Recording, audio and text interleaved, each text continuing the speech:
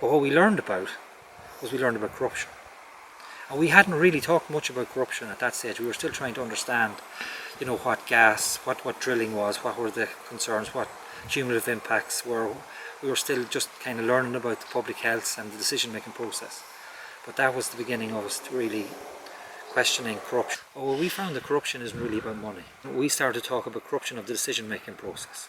So in other words, if you don't consider public health, that's corruption.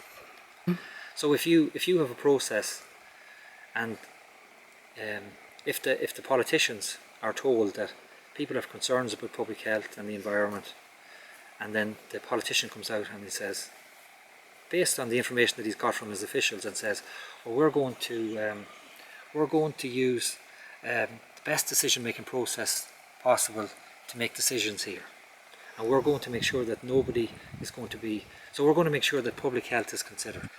And we had a process like that where they talked about the environmental impact. They were going to use the EIA directive to regulate fracking in Ireland.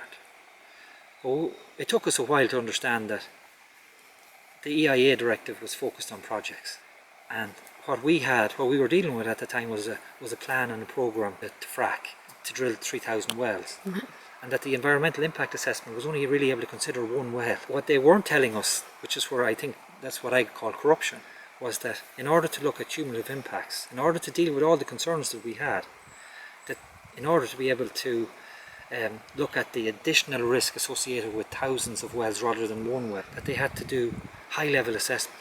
So they were avoiding the high-level assessment and going direct to projects in order to be able to use a different directive so that they could avoid looking at cumulative impacts in public health. And for us, the money isn't important. There's lots of ways to be corrupt. Like we're not going around chasing after people to see if they got brown envelopes. What we want to make sure that is that if the public interest is being considered, and if the public interest isn't being considered, that has to be corruption, and that's really more serious than brown envelopes.